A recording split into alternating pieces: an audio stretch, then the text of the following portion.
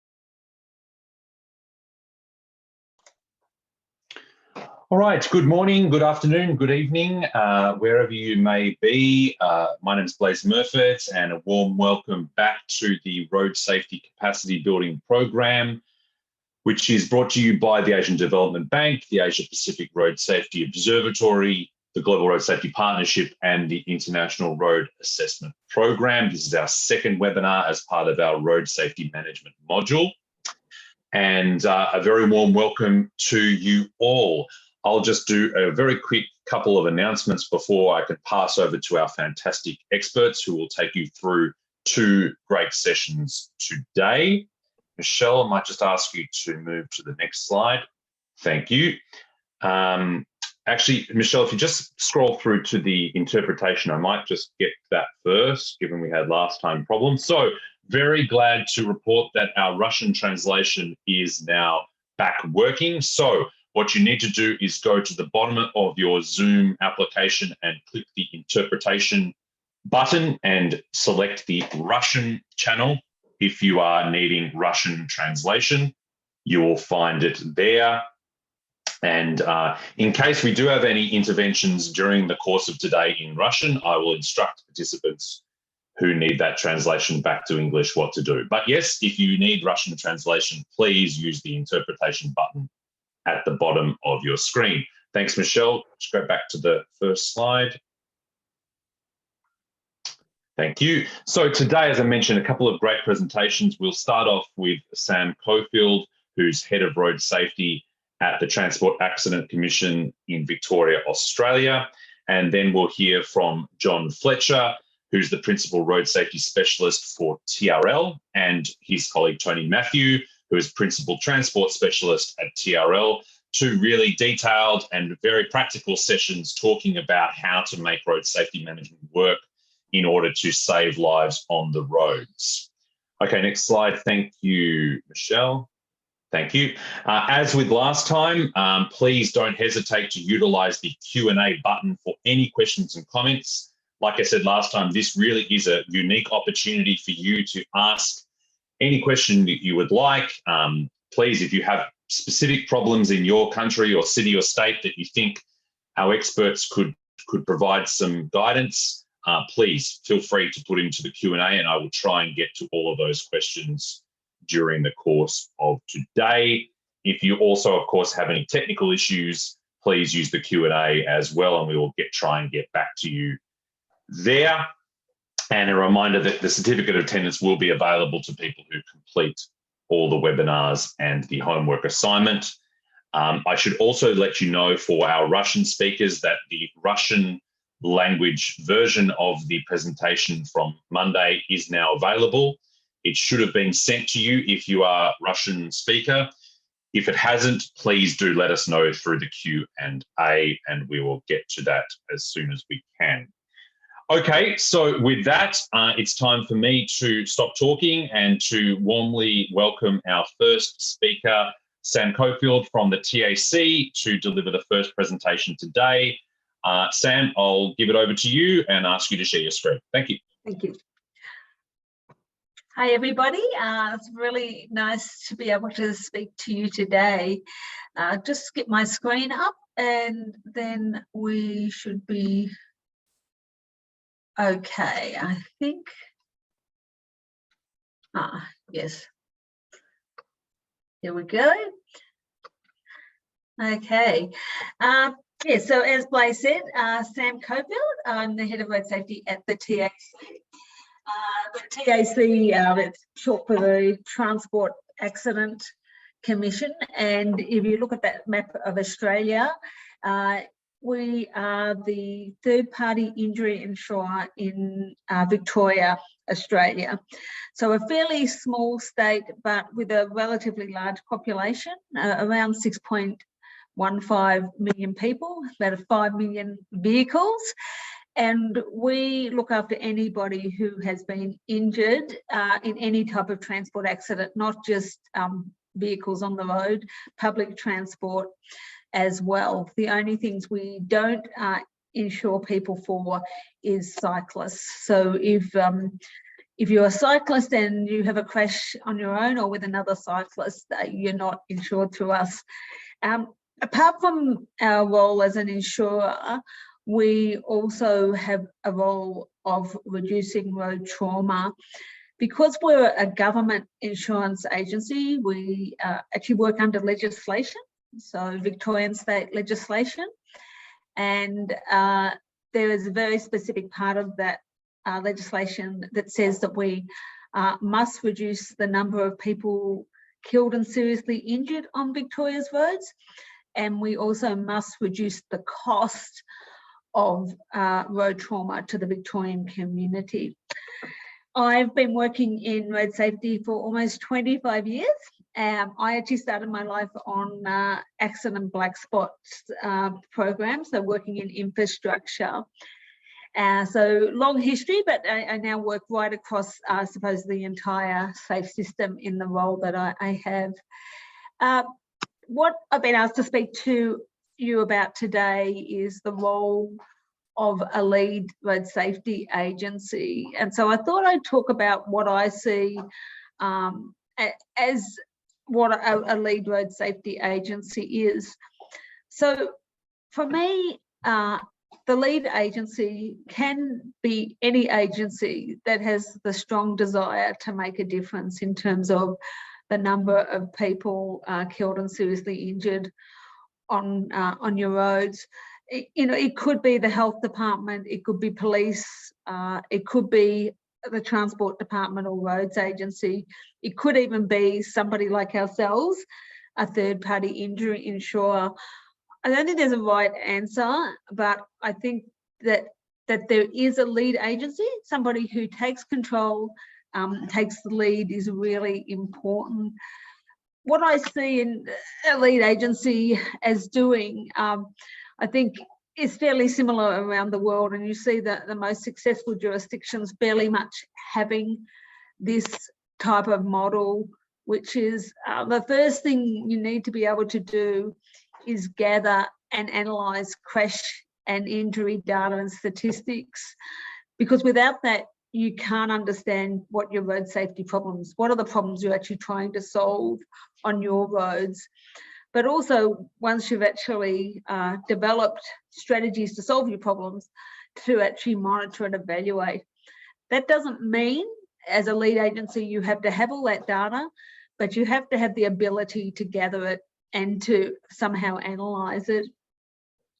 Another, I think, important role is that you've got to have the ability to develop a strategy and the supporting actions or interventions to address your road safety problems. So it probably involves things like setting targets, and we're pretty lucky. The UN, United Nations and World Health Organization have done quite a bit around helping us all set targets for both 2030 and 2050. But you may want to have separate targets in your state or jurisdiction to develop a plan to address your road safety problems. So that's, actually how we're going to do it over time, to develop the key actions, particularly what their scope and cost will be, and outline what you'll be delivering, how you're delivering, but also your key performance indicators and evaluation. Again, you don't have to be able to do all these tasks within your agency or within your lead agency, but you definitely have to be able to work to pull in other people to do that for you, which sort of leads to the probably most important role for me of a lead agency, which is coordination.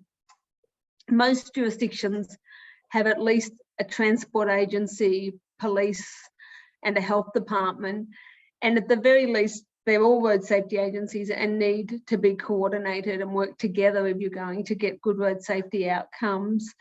But also the actions of each of those agencies needs to be coordinated. So it's another task that really falls to the lead agency to make sure that constantly reporting in on all of the actions and making sure they work together. More general reporting on how the actions are working. So often we do traffic light reporting, but really just what progress we're making and how we're working against our key performance indicators.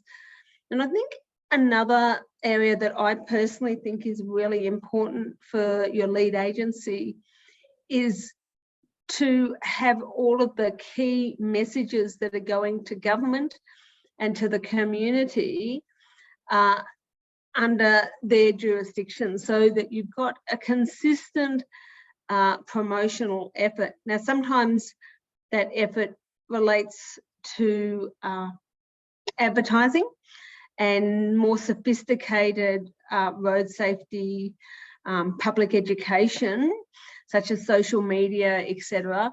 But sometimes it's just making sure that we consistently communicate the same types of messages to the community and to government, so that people are hearing the same message time and time again and not getting confused. They're the sort of roles I think are really important for a lead agency. I'm just going to give you an example of how we work in Victoria for that coordination and communication effort. In Victoria, we might, yes, one second. In Victoria, we have ourselves, so the third-party insurer is an important part of, or an important road safety agency, but we also have Victoria Police and the Department of Justice, who run our speed camera programs and our red light camera programs. But the lead agency, the agency with the legislative responsibility for leading road safety, is the Department of Transport. So they, on behalf of the Victorian government, lead a number of groups. And so how we coordinate that in Victoria is it starts with the ministers for each of the agencies. So the Minister for Police, the Minister for Transport, the Minister for Justice, all meet regularly through a ministerial council to discuss high-level priorities and make high-level decisions. and they are reported into, they send down messages to the Road Safety Executive Group. So that is like the CEOs of each of the agencies, or we call them secretaries sometimes in Victoria. And they're there to oversee the development of strategy and make recommendations to the Ministerial Council around legislation and other, I suppose, important road safety issues. The Road Safety Leadership Group that you see under the Executive Group is represented also by all the agencies, and that's actually where I sit. So it's the head of road safety in each of the agencies, and it's where you start to see all the actions being formed. We do actually do most of the strategy work, and it's where all the, I suppose, the data and the evidence base is pulled together to create a story or a narrative to move up into the executive group and road safety area. Underneath us is a range of working groups who do the day-to-day work. And you'll see there, apart from what you might expect, such as policy development, there is actually communications. So there's a coordinated communication effort. And apart from the strict coordination that the Department of Transport does as the lead agency for us, what this sort of partnership approach does is it avoids duplication. So we don't have multiple agencies doing the same work. We also have integration, so that it means that our all of our policies and our actions are integrated. And what they're integrated to is into strategy. So on the right of your screen, we've got actually the strategy that has just been replaced in Victoria, but it's the only one I had at the moment, which is the Towards Zero strategy. So that is the overarching strategy with all the actions underneath. We do it, and that coordinates all actions for all of the agencies in Victoria. And that strategy and action plan then leads up into a national for the whole of Australia road safety action plan, which is also just about to be replaced. But it's really that coordination effort that is really important. And not only do the Department of Transport coordinate our efforts in Victoria, they also then coordinate our efforts to move up into that national plan. In relation to our approach to developing strategy, I think and particularly the Towards Zero strategy, we use that safe system approach, that a more Vision Zero approach, you might call it. And it's been incredibly important as a partnership to make sure, as the lead agency and the partnership, that we were all very clear about what the underlying principles were, that we all signed up to these. We equally agreed that the number one priority for all of us was actually the health and well-being of people who use the road network, and agree to the other principles of safe system. And that was a real starting point for the partnership, is where do we start? Are we all in the one place? And the lead agency led that work. And just seeing if we can get down. Here we go.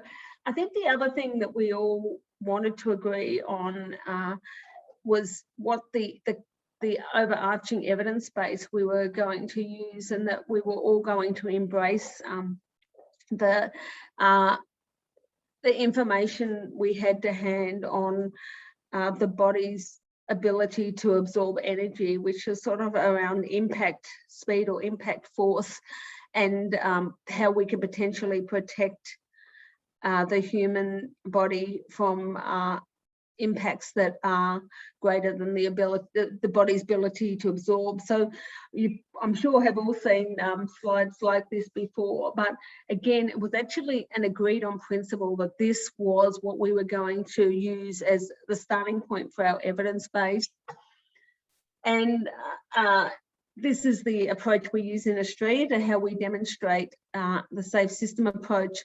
But again, making sure we're all signed up to this, saying the humans at the centre, their health and well-being is at the centre of everything we do, and everything else will surround that, has been incredibly important. So just moving into, well, how do you work as a lead agency in terms of, what's the first thing you need to do? And I think for us, it was very much about developing the strategy. To work in a road safety partnership, you sort of need to have something to lead, and a strategy or a plan seems to be the most obvious thing that agencies can work together on. And I suppose each have ownership of a certain part of it. So in our case, and I'll talk a little bit more about this later, but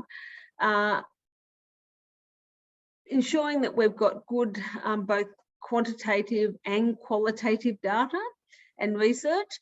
So we do a lot of work not only in gathering crash data and other data around crashes, but also in terms of talking to the community about what they perceive as issues and what they're experiencing on the road. Do they believe if they drink and drive, there's a chance of getting caught?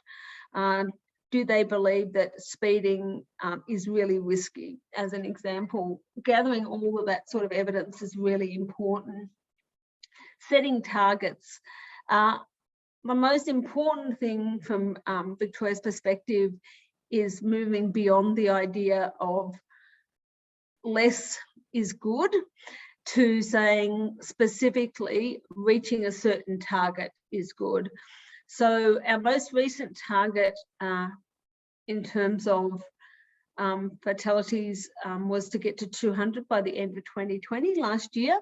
We didn't quite make it, but we did get down from about 16 injuries down to about 210. We did get a bit closer to 200 one year, but we certainly, by using that target, we got very close to reaching it and made sure that all our planning worked to actually to get us close to that. And so we found our old way was we want fewer people to be killed and seriously injured. Setting targets has helped us get much closer to where we want to be, which of course is 0. I think one of the other really important things that working in partnership with a lead agency has shown is that every agency has subject matter expertise or subject matter experts, and pulling them together to work together across agencies, and I suppose basically for them to be able to talk to each other and discuss how you build an evidence-based action plan and evidence-based actions has been incredibly important, because often in agencies our experts are working alone or maybe with only 1 or 2 others, but bringing them together has really been incredibly useful. And it's something that wouldn't have happened if we actually didn't have that partnership approach at big picture, and somebody to actually do the work of organising meetings, etc., to pull the experts together. As I said, it's really important in terms of, from the Victoria's perspective, that we involve stakeholders and the community in strategy development, and that's been a cross-agency approach. And of course, last but not least, doing that measurement of progress on our actions and in terms of the actual end result, which is how many people have been killed and seriously injured on our roads. The more overarching strategic approach to developing our strategy in Victoria has not just been about having a lead agency, it's being able to involve government. So that ministerial council that we have is really important in terms of ensuring that ministers, not only just the minister responsible for road safety, but any minister that has some responsibility for road trauma in some way, whether that's the health minister, whether it's the minister that looks after the TAC and insurance for those who are injured. It makes sure that they're all consistently on the one page, and it also makes sure that they're advocates, so that every time they're in the community, in the media, talking about any issue, that they're well aware of what's happening in road safety and can be really strong advocates, particularly for the overarching message of our long-term goal is zero, and that no death or seriously injury is acceptable. The Road Safety Partnership itself is part of the strategic approach to road safety. I think if you have a number of agencies that are all doing their own thing, it's really, it's quite detrimental to road safety.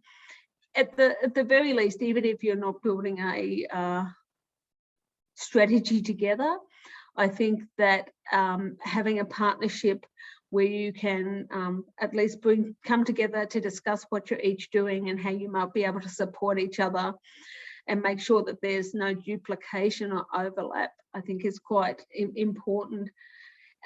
For us, it's great that government shows leadership and ownership, and we have a partnership across agencies, but we've also got to make sure that the community owns road safety as well. Government agencies can't by themselves do everything, so that the community knows that part of their responsibility of using the roads is actually making the road safe, and them doing everything they can to make the road safe is quite important. And one of the reasons I say that all our government ministers understanding the strategy and feeling ownership of strategy is that when they go out with messaging and talking to the community, they all have the same message and can talk to the community about the importance of their involvement in road safety. One of the big areas for investment that we work on in terms of involvement of the lead agency, but also the TAC who I work for, is what we're calling sustainable road safety. So it's making change that's going to be sustainable and stay with us 24 hours a day, 7 days a week, 365 days a year. So some of the investments we make in things such as police enforcement, which is really important, but we know we have to continue investing year after year to maintain the trauma changes that come from that enforcement. The nice thing about infrastructure is that once we've actually invested in it, in most cases, it's sitting there protecting road users 24 hours a day, 7 days a week, 365 days a year. So it's what we call, quite a sustainable investment. And so we are putting a lot of effort into that. But behavioural change, particularly in the short to medium term, remains really important for us. And we are certainly doing a lot of work around, in our case, speeding behaviour. So making sure people drive and ride within the speed limits, but also impairments. So drug driving and drink driving and driving fatigued continues to be really important. Really just getting into a bit of detail in terms of how we go about developing our evidence base and what the road safety problem is. For us, we were trying to look at this at 3 levels. The first thing was what was actually happening on the roads. What roads was our road trauma appearing on? Was it happening in the city, in our urban areas? Was it happening on local streets where we live and have our schools? Or was it happening out in the country where there were less cars and less houses? And what we actually found, and I've got that red circle around it, is that high-speed roads particularly in rural areas, were really where we saw the majority of our trauma, both in terms of the number of deaths on our road, but also a really high proportion of our very serious injuries, which is, we use the MAIS categories, and we use 3+, because that's where in the transport accidents scheme that we run, we see, I suppose, the most debilitating injuries. So we also saw intersections as another issue, but I'll just leave it at country roads at the moment. We then started to also look at areas such as what are the key risk factors, or where we saw risky driving, and you'll see that, you know, all the normal issues were coming up. But what was really quite surprising for us, you see that drug driving has overtaken drink driving. So 30% of deaths come now from drug driving in Victoria, with 16% of deaths coming from drink driving. That was like new news to us when we started to do this this type of analysis, and it really started us to look at moving as a partnership our emphasis to drug driving. So prior to this strategy development, when we started looking at this evidence base, we were actually spending a lot of our effort on drink driving. But this data that we all gathered together started to say, okay, this evidence base is taking us to say we should be doing more in terms of drug driving. This is just an example of some other areas we were looking at: young and older drivers, vehicles. Really interesting that 58% of our deaths occur in cars that are over 10 years old. We've got a very old vehicle fleet for a well-developed country in Victoria. So again, what can we do in that area? Sam, sorry, Sam, just before you move on, a couple of questions on just a little explanation on. No, that's fine. I'm happy to bring them to you. Just an explanation on MAIS 3 for our participants, please. Yeah, okay. So major abbreviated injury score is a measure of serious injury, and it basically talks about how close you were to death. So it goes from, the score goes from 1 to 6. Basically at 6, you would pretty much be dead. It's very hard if you have a MAIS 6 to survive that. Whereas at 1, your injuries are probably quite minimal and you're very, very unlikely to die. And it's been used internationally to try and get consistency in reporting on serious injury. So we used to have what we would call police reported definitions for serious injury, and that usually meant did the person go to hospital or not, but it didn't give us a good indication of how seriously somebody was injured. So this is just a better indication of how seriously somebody was injured. And MAIS 3, it's 3+, so it's MAIS 3 plus 4 plus 5 plus 6 is the best indication we've got of sort of what we call life-changing injury. So it will be more than a bruise or a broken finger. It will be something that will put you in hospital for a few days, and it will lead to things like paraplegia, quadriplegia, brain injury, etc. Thank you. Okay. And apologies, I'll see if I can get my chat up just while I'm doing that. No, no. That's all right. I've got a couple noted down, Sam. I'll bring them at the end. Yeah, thanks for that. And so look, this was it's really just an example of all the areas that we looked at to try and bring our evidence base to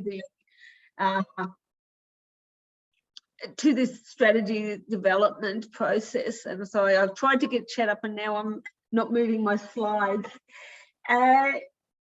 So then I just pointed out high-speed rural roads to you before as one of the areas that came up in our analysis of an area where we've got a problem. So one of our road safety problems is high-speed rural roads.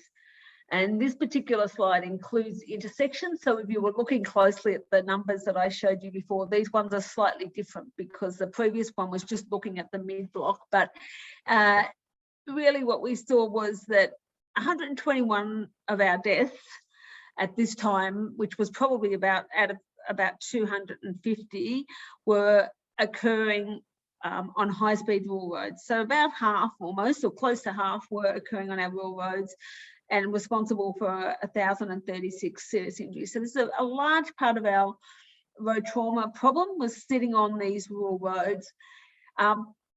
What we found is the most common thing was that people left their lane and either moved off the road into trees or moved into the adjacent lane, had a head-on crash. And then after that, we also had quite a few crashes at intersections.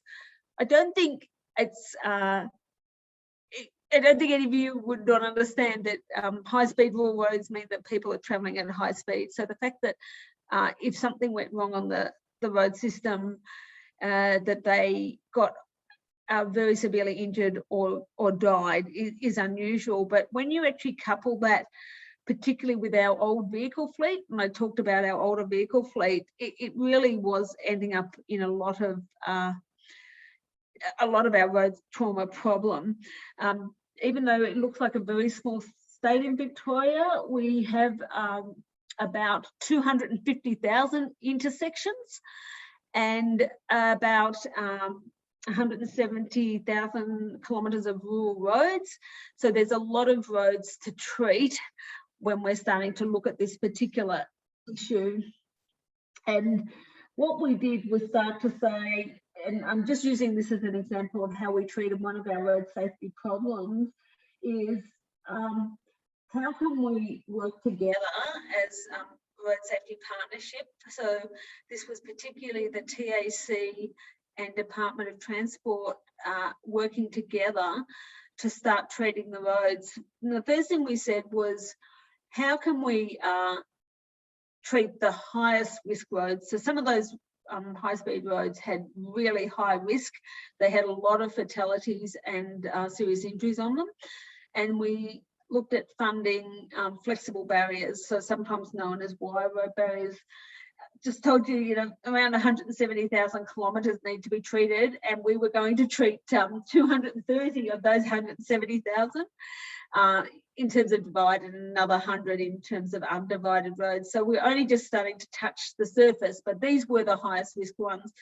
But what we were able to do is then start a program of tactile or audio line marking, which we could do 2,200 kilometres on. And this was on our highest volume road, so where most of the cars were travelling.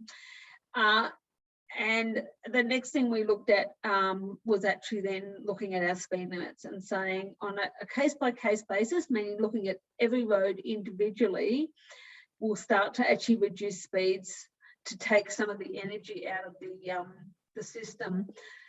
By doing that work, now that cost us a lot of money. So it was, I think, a $740 million package of work.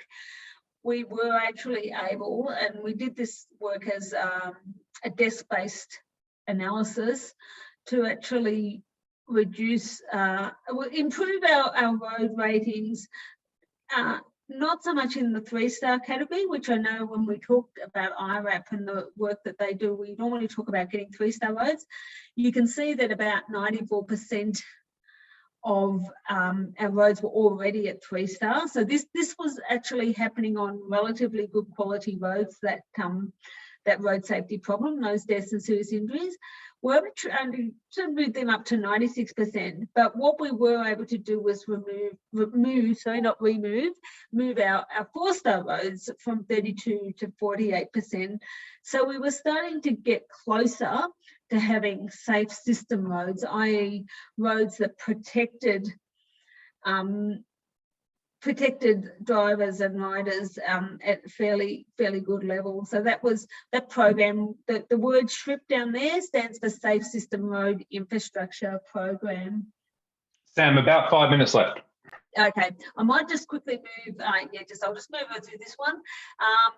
We talked before about having support activities, so it's not just about the development of the strategy in and of itself and all the actions, but really important to have a lot of support activities. So particularly getting some social media out there, talking about the campaign, and having a website that people can go to understand what any strategy is about.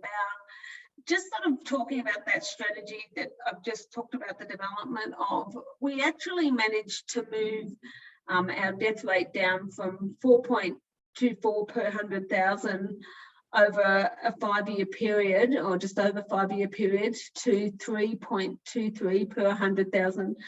So quite a big achievement really for a 5-year period. So we really do put this down to sort of having a really strong lead agency, a good strong partnership, and a sequential approach to actually addressing road safety. So looking at each of our road safety problems and developing an action plan for them. I just sort of go back to, what does that mean? What do we need to do? What does it mean for us sitting here? And I think really that having a lead agency is important.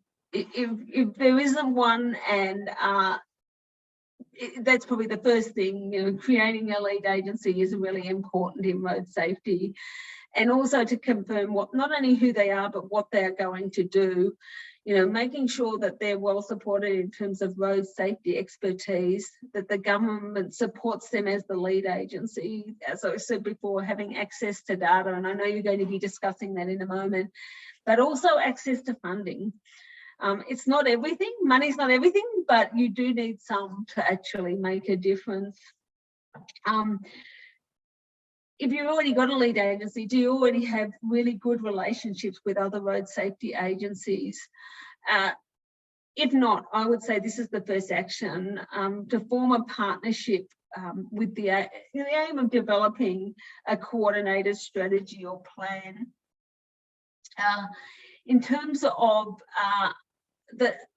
I think the most important thing that a lead agency can do, it is actually strategy development and development of strategy as a partnership. So probably, I think forming committees is one of the best ways to actually bring people together and to discuss issues, and to work together towards a single-minded aim or a single-minded strategy. So these are the sort of committees that we developed for our strategy.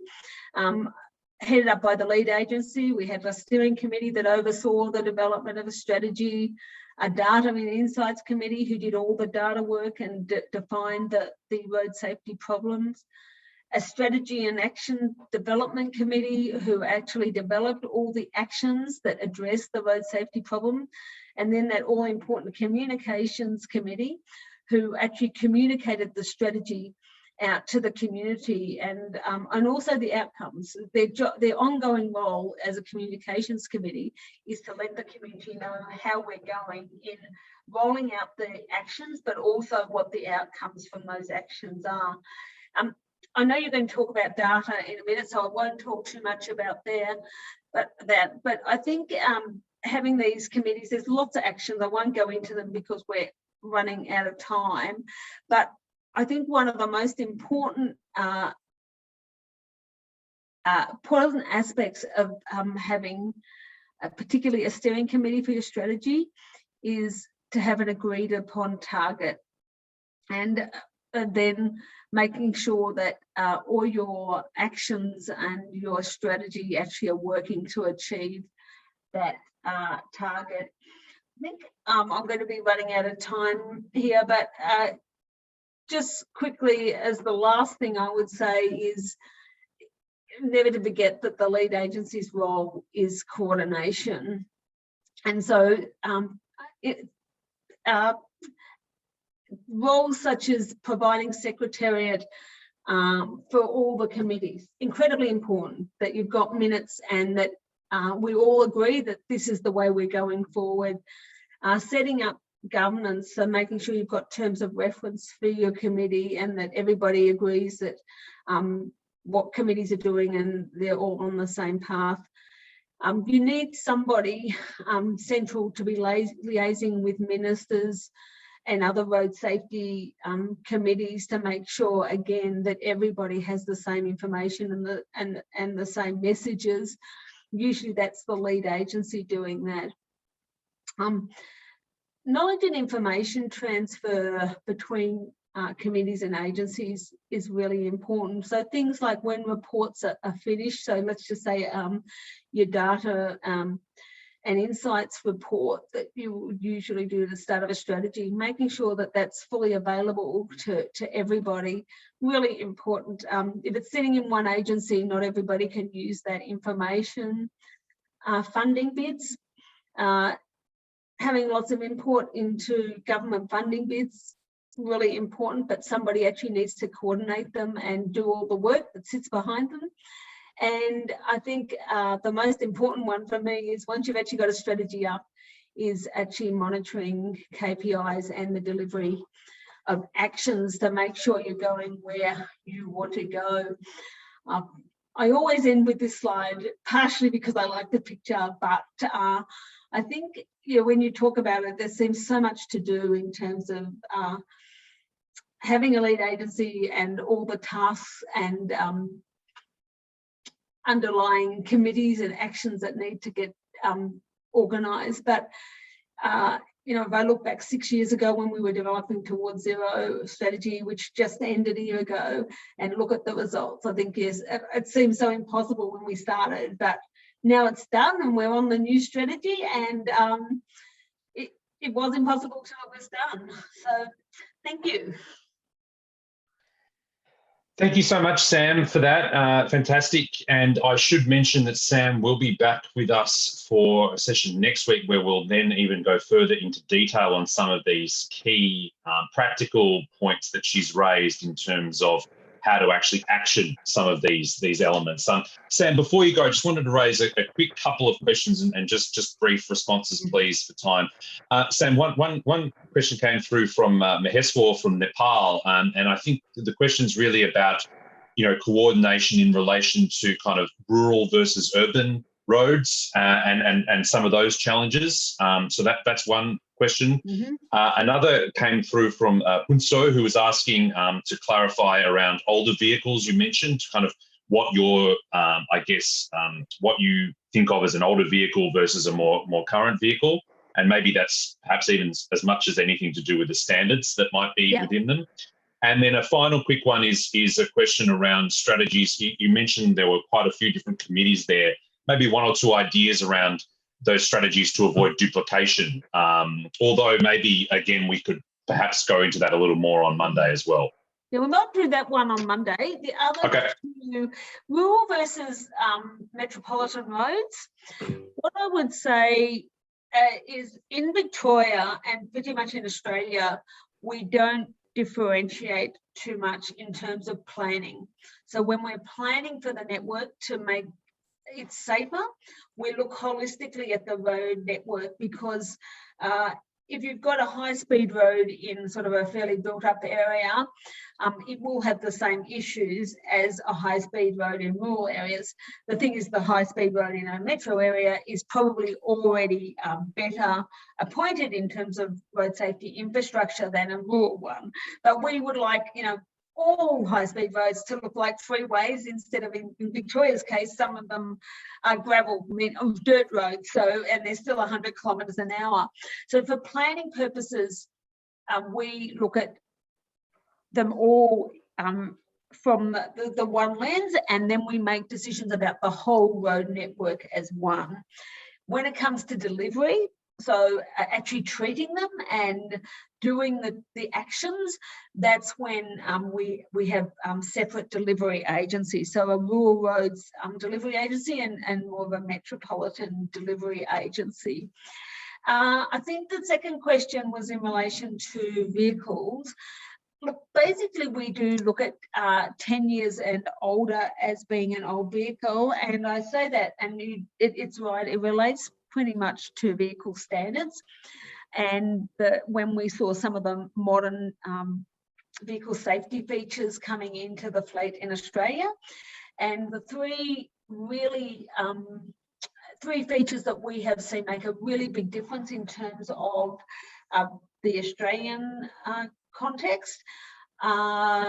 Side head protecting airbags, ESC, and AEB, so auto emergency braking, being the three big ones, and particularly those first two, they have been in the Australian fleet holistically on all vehicles for about 10 years. And so we see vehicles that don't have those features, older vehicles, tend to be the ones that people are being killed and seriously injured in. Thanks so much, Sam. Thank you, and thanks also to all the participants for raising questions. There were a few others around some of the infrastructure elements, but I'll just note that we will have a module of this particular capacity building program, the third module, that will go more into detail on road safety infrastructure, so you'll have an opportunity to engage with that as well. Thanks for that, Sam, and much appreciated. And let me now warmly welcome our next two presenters, which are John Fletcher, who, as I mentioned, is a Principal Road Safety Specialist for TRL, and also I think after him will be his colleague Tony Matthew, who is a Principal Transport Specialist for TRL, and they'll be talking around the utilisation of data and technology to support road safety management. So with that, John, I'm going to pass it over to you, and of course to continue to encourage participants to write in questions and comments through the Q&A function. John. Thank you, Blaise. Yeah, really good talk from Sam, and there's some good segues into our talk. Let me just sort the screens out. I'm trying to. Okay. Right. So crash data systems is a really big subject. We only have the time to scratch the surface of it. We'd really welcome participants to get in touch with us if they want some advice about or some further detail about anything that we're going to talk about. Crash data systems are perceived to be quite a difficult area to get sustainability in.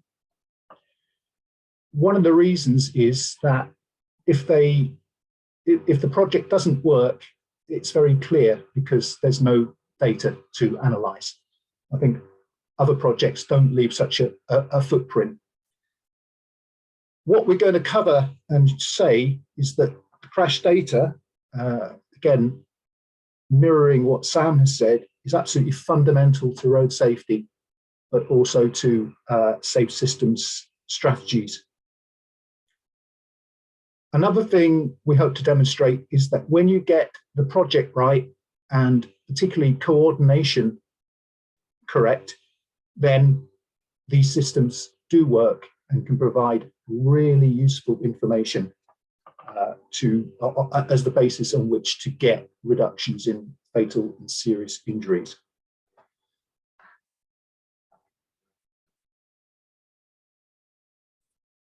So I'm not going to give you the story of TRL. One thing I would say is we were very pleased that the new Decade of Safety logo uses the zebra crossing as the basis, and that's something that TRL invented, although it's not always implemented correctly across the world, I will add. Well, I mean, one thing to take home is that we are a research organisation primarily. So what I'm going to argue, and it's not really that controversial, is crash data is essential to good safe system strategy development. I think that crash data is sometimes associated with primarily with locating black spots, and that's a reactive approach, which is not favoured so much by safe systems. And that has maybe coloured the view of crash data in safe systems, but that's wrong and it's absolutely fundamental. The other thing is that in low and middle income countries, there's a real desire to get improvements in road safety. If you don't have crash data, there's also pressure to do activities and actions immediately. That's also correct. But what we're saying is here is that getting crash data systems working is a major investment for the future, and it will, it's absolutely essential. For example, the measures we know that work are all based on high-income country analysis. We need analysis of a lot of the countermeasures that are being recommended in low and middle income countries where the road users differ in behavior and the vehicle types and proportions in the traffic vary a great deal. Many more motorcycles in a lot of countries in Asian Development Bank area, for example, compared with the UK or the USA. So I've said that data is essential. I think Sam really covered this very nicely. The data system and the data is really important at kind of every level of safe system. So identifying what your risk factors are so that you can come up with the strategies to tackle those. Who's being killed? Who's being seriously injured? A good data system doesn't just have the police crash data in it. It will have other background information, perhaps information on seatbelt wearing rates, speed data, flow data, etc. And having a good understanding of the numbers of killed and seriously injured people is essential for working out your outcome, the ultimate outcome, which is societal costs based on the numbers of killed and seriously injured. You can't demonstrate your strategy is being successful if you can't link your strategies as directly as possible to changes in the casualty numbers that are occurring on the road. One last thing, a little bit controversial, really welcome views. There have been a lot of pilot corridor funded by donor banks. I haven't seen a lot of really good evaluation of what's successful and what's not.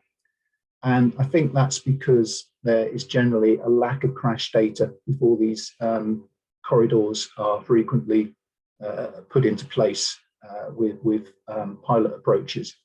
So that's really important. We need to know what actually really works to proliferate that. TRL can primarily talk about IMAP, which is the tool that we've developed. And this slide, I'm not going to go through it in great detail. What it's getting at is that these crash data systems should now be the basis for road safety management, and not just about analyzing the crash data to look for hotspots, black spots. And in a limited way, they should contain additional data sources, a one-stop shop to contain information about what's being done in the strategies. For example, IMAP can contain information about engineering schemes so that you've got that data in one place so you can evaluate after 1 year, after 5 years, and the information's in one location. Really important point about IMAP and any good crash data system is that it is ideally cloud-based with security in place so that you can share the data, hide sensitive data from a wide range of the organizations that need to buy in to the safe system strategy. Very quickly, a bit of history, why TRL's been involved in crash databases for so long, since the 1970s, in fact. I've only been working on them for 26 years. when we went to Egypt in the 1970s, some of my colleagues said, can we have a look at your crash data system? And they were taken to an outhouse, and this is what they were shown. So they thought there must be a better way to organize the information. If you're lucky, the crash records, paper-based, are much better organized, so you can at least interrogate them a bit more easily. In the 1980s, we introduced MAP, developed MAP, which is a computer-based system containing that information from the police, but you can see it's still going from paper into the computer.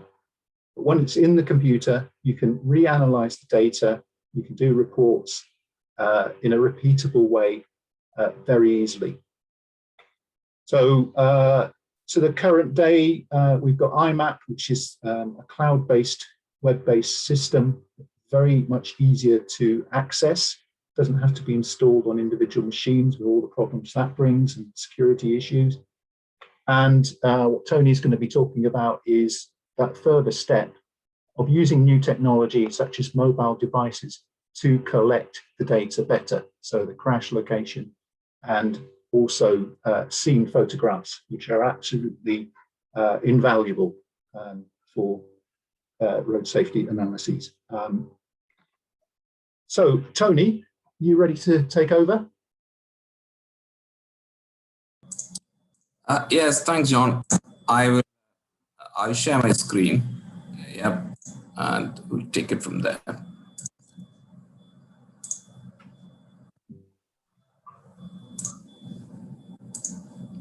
Can you see my screen? All right. Do I have to stop sharing mine? No, I think you. Yep, we have your screen, Tony. Yep, I think just if you hit the presenter view, should be or the slideshow. Sorry, we should see a full screen. Yeah. Let me do that.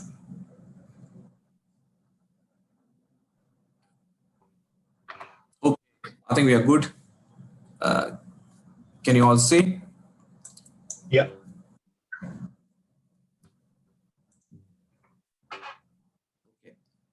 So thanks, John. John has set the scene. It's really good. Samantha has talked about the evidence leading to road safety management, evidence leading to taking decisions on road safety interventions, which is great. So all we are talking about is evidence. So this is a case study where we have implemented TRL's IMAP crash data management system in a state called Himachal Pradesh in India. Himachal Pradesh is a hilly state, as you can see from the photograph. Lots of roads are like this, hill on one side and valley on the other. Incredibly beautiful. Its main revenue comes from tourism and agriculture, particularly apples. It has got 13 districts and a good development. It's a reasonably developed state in India. But it has got a problem. It has got high rate of crash fatalities. So in 2014-15, through a project funded by World Bank, TRL has implemented IMAP in Himachal Pradesh. So what this involved is we have implemented IMAP for the entire state. So that means around 300 plus police stations. We have trained the police staff, the road agency staff. We set up an accident data management cell for the state. And we have modified accident record form for Himachal. So what were Himachal doing until 2015? Like many other countries, they were collecting data, crash data using paper pencil. What happened after 3 years? I would consider this as one of the most significant achievement of that project was they completely transformed from a paper-based data collection to a digital data collection process. So IMAP comes with mobile apps, which you can download from Android Store and Play Store, Apple Store. They are using IMAP mobile app to collect data from the crash scene. So that's been 100%. That's 100% the case now in Himachal. So what we are trying to show here is, see, developing countries, low and middle income countries, or high income countries as well, has got limited budget to spend on road safety. So how you can use crash data to optimize that spending to get maximum results. That means reduce deaths and serious injuries on the road network. What's happening in this? John has talked about this earlier as well. They can capture scene photos using the app. As soon as the scene photos are captured, it will get into a crash. It will capture the exact location, which is, I would consider, the most important data point in crashes. Many of the low and middle income countries, it doesn't capture the actual location of the data. These modern crash data systems enable that. Now, I'm not going to talk about IMAP in great detail, because if anybody is interested in this training program, we can conduct another training or a demonstration of what IMAP as a crash data system do. But we will talk more about what we found from the crash data and how we can utilize and how other countries can do the same as well. So we looked at the type of collisions happening on the network in the last 5 years. So you can see from this graph that more than 70% of the crashes or injuries or deaths are occurring on the network due to 3 predominant crash types, that is head-on collision, hit pedestrian, and runoff. And in this, runoff is significantly higher compared to head-on and hit pedestrian. So what we can now, if you are a policymaker, you can now zoom in to the type of crashes you have to attend to reduce the trauma, road safety trauma in this, road crash trauma in this state. Now we look at in this, both on the left side are crash numbers and right side is actual casualties.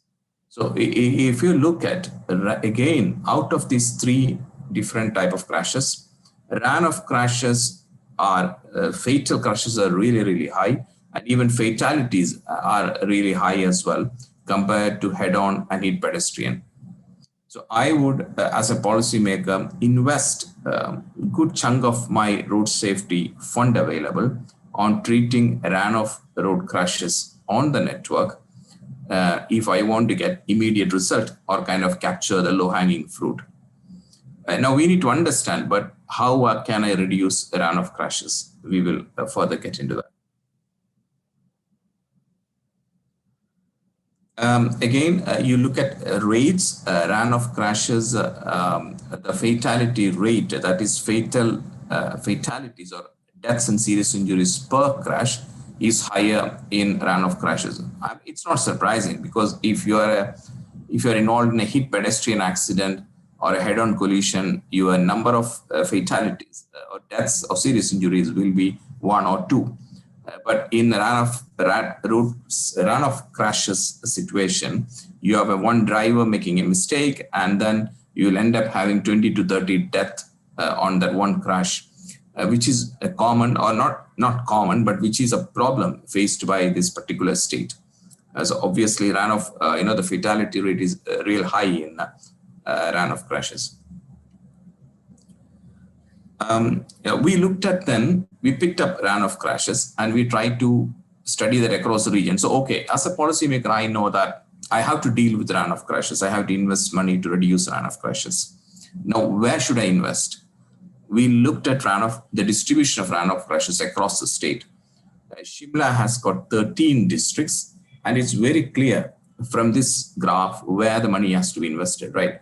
The absolute number of the number of runoff crashes and the fatalities, deaths and serious injuries higher in Shimla and Mandi district to put together, far higher. But if you look at again, some of the districts where we have been circled, like Kinnaur, the crashes are low, but the fatalities are really high. The fatal crashes are really high. That means the people ending up in a crash tend to die more in certain districts. But we will focus now on Shimla because absolute numbers are really high. And we would, I would say as a policymaker, one may tend to invest more money on the district where the problem is, predominant or significant. Then once I understand the district, I understood the type of crashes to be focused on. We looked at the type of network, which areas of the network are more prone to run-off-road crashes in Shimla district. So, these on the left side, you can see the Ling Road contribute to maximum number of run-off crashes. And Ling Road are not, our predominant wisdom or our prevailing wisdom is that high trafficked, high speed road network create more deaths. But in this case, in this particular crash type, what we found is that run-off road, more deaths and serious injuries are happening due to run-off crashes on Ling roads, which are lower category road network, single lane roads, and low speed as well, and low trafficked. Yeah. So that was a revelation for us. That was a kind of eye opener. Okay, so that's where we need to focus on. We looked at the lighting conditions of run-off crashes. If you look at the other type, if you look at both, on the left side graph is where the lighting conditions of run-off crashes has been presented. On the right is all of the crashes put together. So you can see run-off crashes occur equally in daylight as well as in darkness, where all other crashes, most of that occurs on daylight. Yeah, so darkness is also probably can be a problem for run-off crashes. We looked at the age profile of people involved in run-off crashes. So you can see, early adults or people between 21 to 30 years of age who was fresh license holders are ending up in crashes, particularly drivers. This could be also be a factor of the population distribution. India is a young country. Many states are kind of young. They are this age band, the population in this age band is also higher. So not a big indicator, but what is indicating is that we are losing people in their productive age. The impact to the economy is significantly higher if you look at this particular graph. We looked at what are the police assigned factors, and this could be similar across low and middle income countries. Police record speed as a problem of most of the crashes. They record dangerous driving as a problem for most of the crashes. But we will not, my experience with developing countries is that we can't really rely on police identified causes of crashes because speed limits are very poorly defined. Dangerous driving has got a high umbrella, is a broader umbrella of a lot of causes within that. So we don't know, but speed is generally identified as a reason for higher number of run-off crashes in the state. We looked at the horizontal road features. This is particularly very, very revealing. Our general accepted wisdom is that run-off crashes generally occur on sharp curves, that people come up in drivers come up in high speeds. They can't negotiate a sharp curve and tend to lose balance and involved in a run-off crash. That's a predominant wisdom. But when we looked at this, what we found out that straight road crashes contribute to run-off crashes on straight road section contribute to a higher number of fatalities and serious injuries as well. If you look at the picture on the right side, on the bottom, that's a straight road that where the road agency tried to place some bollards type thing. An accident occurred there in 2018, which killed 35 school children. If you look at that section on a normal day, it looks probably fine. I mean, it's a single lane road, very low traffic, but 35 people children lost their lives there. So it needs to be carefully examined. So what such crash data throws at is surprises actually to a commonly accepted wisdom of why crashes occur or what type of crashes occur on the network. We looked at what are the type of vehicles involved in crashes as well, particularly in run-off crashes. So you can see, okay, motor cars and jeeps are the predominant vehicle type, but it's interesting to look at the buses factor as well. Buses are involved very rarely in run-off crashes. On the left side is a number of run-off crashes. So buses contribution or the buses, the involvement of buses are very low. It's just about taxis. All other road vehicle types are involved more in run-off crashes than buses. But its contribution to fatal and injuries are higher compared to other crashes. So lots of people are getting injured while on a bus due to involving in a run-off crash, which is not surprising because buses are public transport, school buses. If they crash, one driver and probably 20-30 people get injured in one single crash. So buses need to be, even though their number in the mix is quite low, it needs to be, strategies have to be developed to ensure that buses doesn't contribute to a run of crashes and higher number of deaths and serious injuries. These are the revelations we had by looking at the crashes. I mean, this also points out that using many of your commonly in low and middle income countries, policymakers take a view that why accident happens depends upon his or her perception on why accidents, crashes happen, what we should address, etc. But if you have a good quality crash data, it will throw you certain things where you can really focus upon and which will challenge your existing notion of why, where, and how the crashes are happening. That's what this crash data has shown.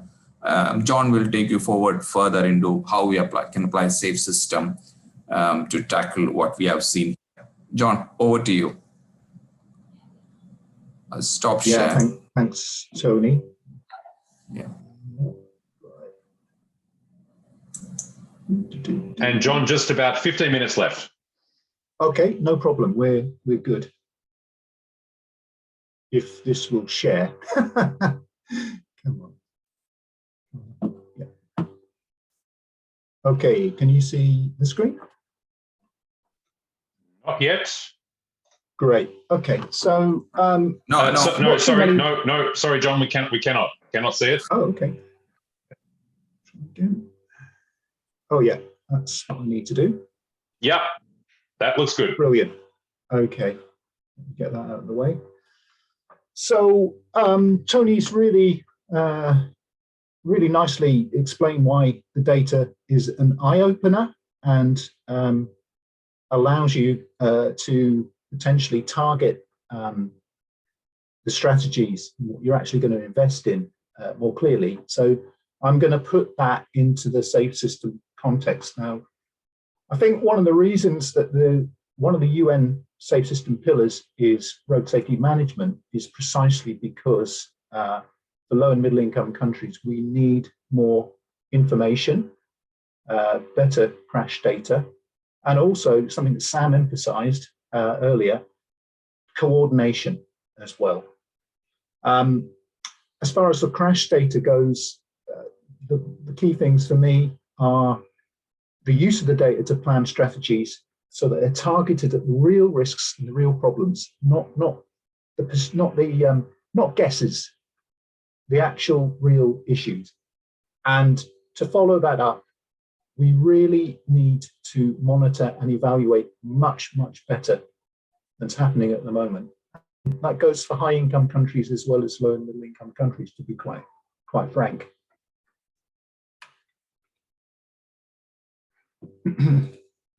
Come on, right. So what you've just seen was actually a very quick investigation of the crash data that we have from Himachal Pradesh. It's been collected over the last 4 or 5 years. We are really fortunate in that we've won a new project to develop pilot road safety strategies in Himachal Pradesh. And that's going to give us the resources to look at this data properly and then to formulate safe systems strategies and actions based on that data. And it's a really good opportunity to show what can be done when you have this information. To do that, we're going to look at this data, the data that Tony described in much more detail and more carefully, using things like uh, exposure data in conjunction with the crash data, for example. And we're going to repeat the process for these hit pedestrian and head-on collisions as well. And we can go on, and there may be some other crash groups that are eminently treatable, but the numbers are not so high. So you need to bear these complexities in mind as well. So one of the clear issues is the runoff road crashes. So something that we can do to reduce the numbers of people being killed and seriously injured is to put barriers on link roads, for example. And again, we've got the same problem that Samantha discussed, in that we will have limited funding, and the link roads network is pretty extensive. It's very, very long. So we will need to prioritize where we put these relatively expensive barriers. So we can again use the crash data and identify black spots, hot spots, in order to better target where the safety barriers are going to be put. We also know that more run-off road crashes are happening at night. So we'd also look at lighting some locations, for example. Also, I think we identified that parapets, bridges, people are going off bridges into rivers as well, very frequently, relatively frequently. Again, we've got the opportunity to apply IRAP. Again, Sam mentioned that, and we will be using that to identify these high-risk locations where putting road safety barriers will be cost-effective and will save the maximum number of killed and seriously injured people. So that was the roads pillar, so about roads infrastructure. Vehicle pillar, one thing we'll be looking at is improving the vehicle technical standards testing. So a regular test to check things like tires, brakes, and headlights, because we know more of these crashes are happening at night. Another thing is that we know that Jeeps are highly represented in the vehicle types that are causing run-off road crashes. They seem like robust vehicles to people who buy them and use them, but they're actually unstable because of the high center of gravity. And I'd be interested to find out if people are aware of this. Maybe there needs to be an awareness campaigns about their limitations. People pillar, I think we need the human in the system is really, really important. Again, Sam covered that. We will be looking at the general driver training and trying to improve that. But a particular target are bus drivers. So the relatively small number of people, we can get to them and ensure that the bus drivers are better trained and operate more professionally. Potentially that will have a good impact on the number of killed and seriously injured. And there is an important role for awareness campaigns, and this needs to be linked to things like police enforcement actions on speed and a focus of the police on dangerous driving. Another aspect we can look at is to review and enforce seatbelt laws and the way that people are transported on vehicles, because that is probably, or well, almost certainly adding to the numbers of people being killed and seriously injured in these run-off road crashes. Speed pillar, TRL, I think UN now look upon speed. It's fundamental to safe system because of the link to energy. But we need, as Tony suggested, to look at the speed limits, review the speed limits. And that's important, because if the speed limits aren't sensible and appropriate, it's very difficult for the police to enforce speeds using cameras or handheld systems.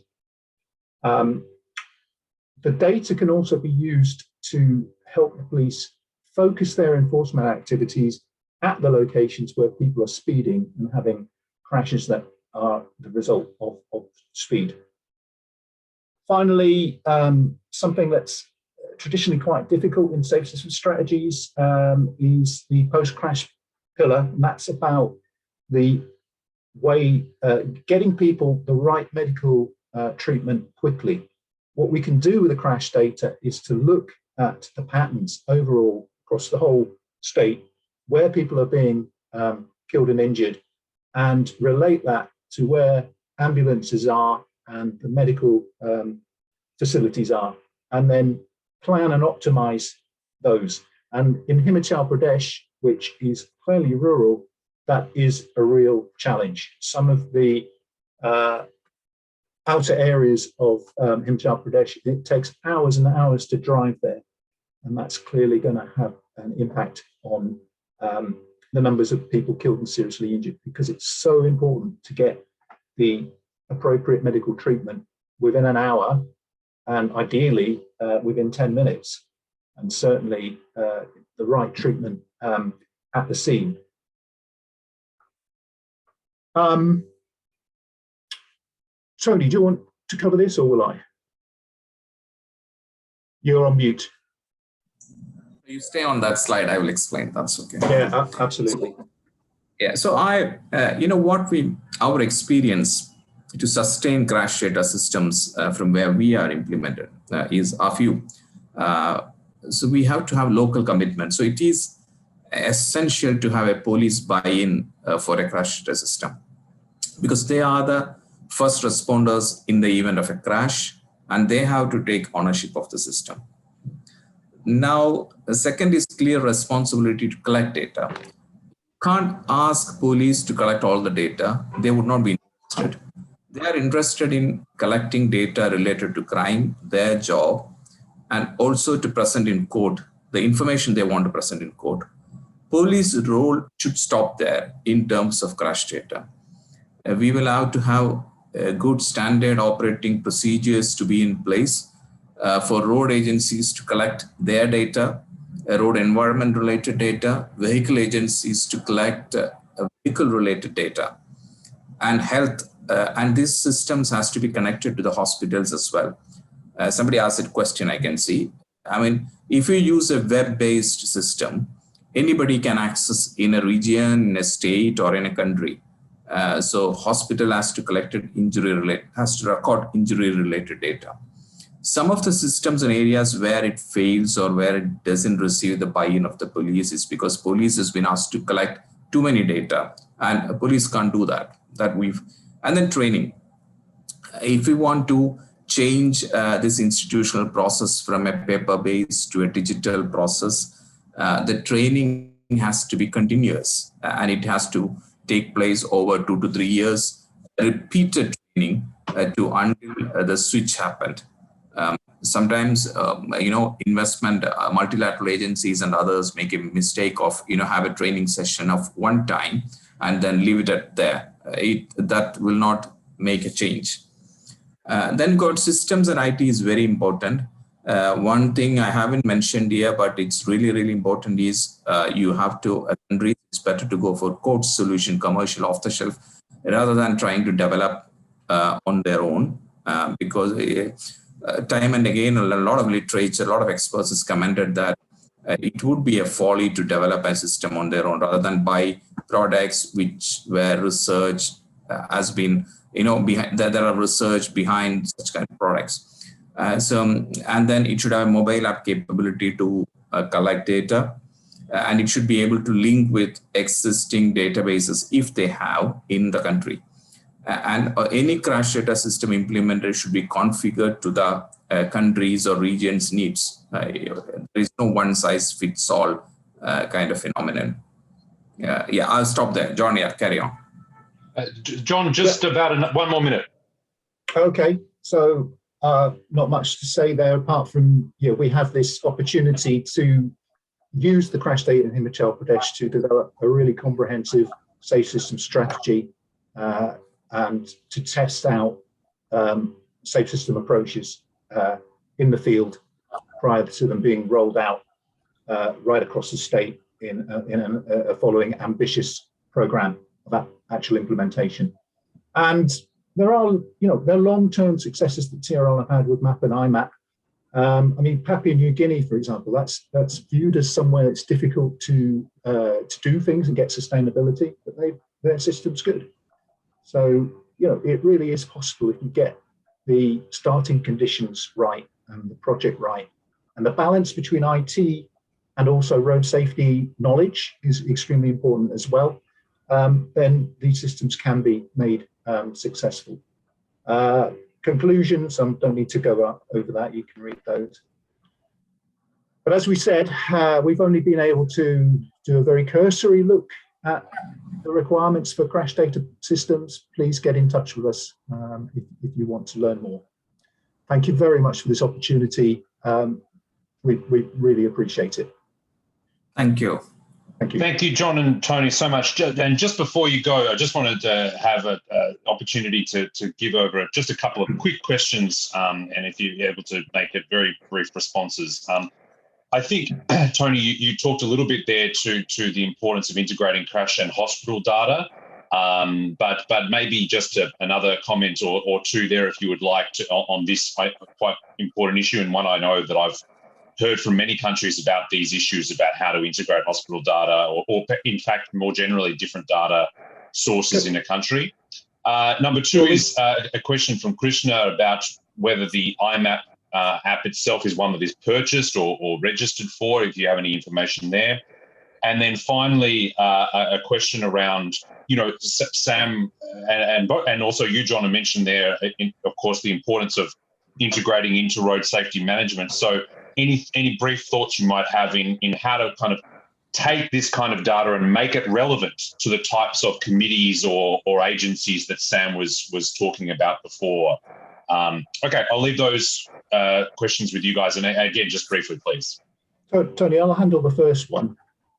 Yeah, so at the beginning of the project, we reviewed hospital systems and also vehicle databases and produce a system in a way that it can link to those data. So you have to make that IT systems integration review right at the start. And IMAP is able to take in data from other sources. And it's important for this MAS 3+, that needs to be a medical person making assessment of the injuries. And that's the way that the medical data fits in the IMAP system. So rather than relying on the police for the severity. So that's very quick, but you need to plan that from the start, is what I'm saying. Yeah. What was the second question? For the second question, IMAP is a commercial off-the-shelf product, and what we do is when we go to and implement in a certain country and or a region, we configure that slightly for the country's or region's requirements. It will take couple of weeks time, and it can be made available in different forms, like unlimited users starting from $10,000 a year to in different, where IMAP TRL will take care of the maintenance and the support aspects of IMAP. The client doesn't have to bother about any maintenance issues. So it comes in all forms. Please get in touch with me if you want to know more about how to buy or how to implement IMAP in your country. We can help with that. Okay, then just briefly, any one or two, just very, in 30 seconds, kind of key strategies about, taking data such as this and getting the attention of the types of agencies or committees that Sam mentioned. Any thoughts, Tony, John? I think there's an interesting one from Stanley in Fiji. The ideal situation is that you've got something like IMAP, which is cloud served, so that everyone can actually access the data, but you can control what other people can do. So they can't edit the data, they can't look at the sensitive information. So the idea is that the police may be collecting most of the data, as Tony said, we've got the engineering staff collecting additional engineering information in Himachal Pradesh, and they can access the same data. And then we will be training up more and more people to actually make use of that data. So again, it echoes what Sam said. It's about coordination and working jointly. It's really, really important. And the crash data system can be the basis for that, because although the police collect it, the engineers are usually the ones who are most interested in using the data for their purposes for road safety. But the police can make use of that for their enforcement activities as well. And that's not done in a targeted way in very many low-middle income countries from my experience. I hope that's gone some of the way to answer. Right.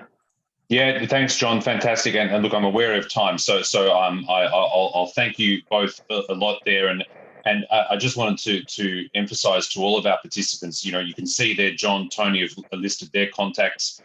Sam has done the same. You'll be shared these presentations. So, you know, anyone who's involved in this program is we're all passionate about these topics, and we want to continue to engage. So please don't hesitate to get in touch with any of our experts. I'm sure they'd be delighted to talk further and hear about you know, what's happening in your jurisdiction, your country, and where their kind of expertise might align to help to introduce impactful solutions. So John, Tony, thank you so much for your time. I might just get John, you to stop sharing your screen just so Michelle can bring up just quickly what's coming up next. Thank you, Michelle. Okay, so participants, thank you again so much for your time today. I just wanted to give a reminder that we will be back here on Monday. That's this coming Monday, the 19th, same time, commencing at 2:30 p.m. Manila time. But again, encourage you to log in 5 or 10 minutes early so you're ready.